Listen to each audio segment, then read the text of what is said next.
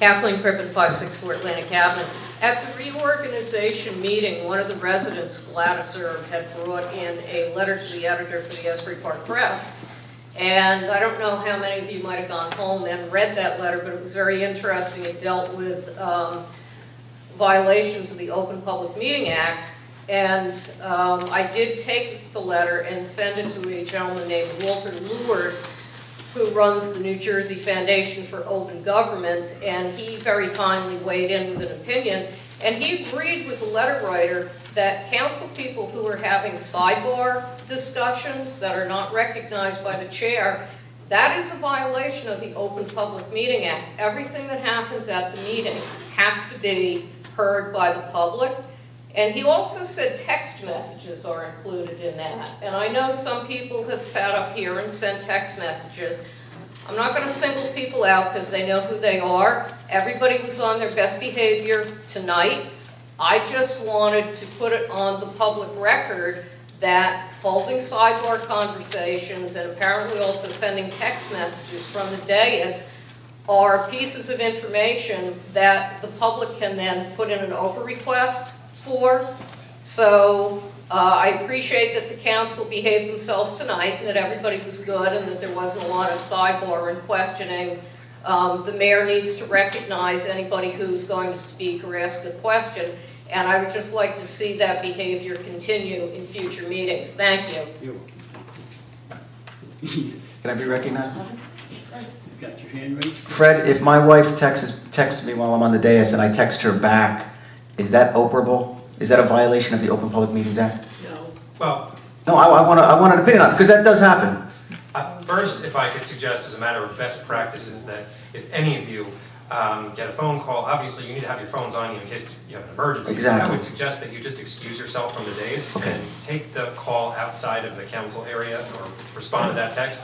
But I could understand Ms. Crippen's point. It does raise reasonable questions on the part of the public who don't know that Absolutely. that came from your wife, who you're communicating with, and Correct. the public is not seeing the communication. And the Open Public Meetings Act is all about transparency, and the public is supposed to witness the full deliberations of the governing body while you're here, and they wouldn't have the ability to do that if you're communicating with an unknown person that the public's not aware of. So it would be appropriate for me to leave the dais, Absolutely. sit right there, respond to my wife, and come back on? Yes, Thank I mean, if you need to respond, I would suggest removing yourself from the dais and going out. Well, some of us have young kids and, things come up. I have another question. In the age of smartphones, which is what they are, they're very smart, they also have calendars, which we can check. And Are we allowed to look at calendars? We can also take notes on it, and we can send a note to us, hey, this is what somebody is talking about on the asking a question, can you please address it? So it sends a reminder for one of us to look something up the next day. So you tread very lightly on accusing people of using phones inappropriately when they're now, I don't need to take notes. Some people are dinosaurs and they still need to take notes. I can do something right on my phone and send me an email or send me a message, correct? Your point is well taken. Yes. Yeah, people have, Thank you. their laptops, they've got, all kinds of devices now that they're taking notes on, and it's not necessarily the case that they're communicating with outside parties. Fred, or Mr. Yes. Mayor? Yes, go. Accusation. Are we permitted to look at our calendars on our smartphone? I would have no problem, and I think the public would support your being able to look at your calendars, because while you're up there, a lot of times you're scheduling a special meeting or doing other things that require you to look at your calendars.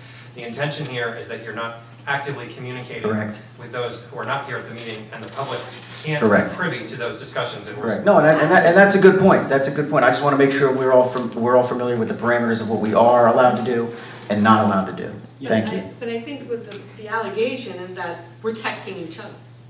Is that right? Or not? Well, that Yes. may be, I don't know for sure, but Which you know, is the public unfounded. might presume that that might be the case, but it's speculation, and It's accusations. Right, better safe than sorry. Accusations which from Good. it's just too Thank many you. unfounded accusations. Thanks, Fred. I just think as a best practice, that I would recommend that you Very remove good. yourself and respond out. Okay, Thank you. yes.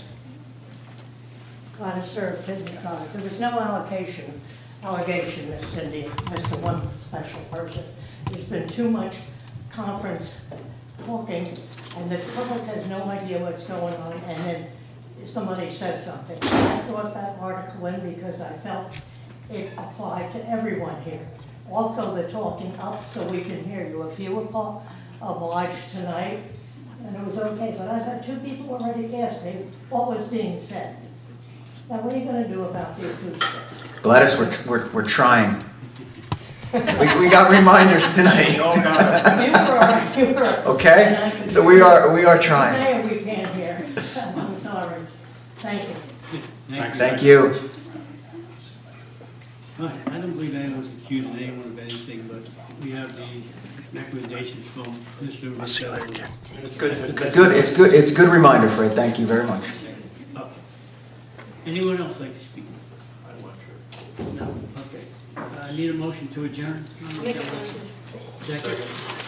All in favor? Aye.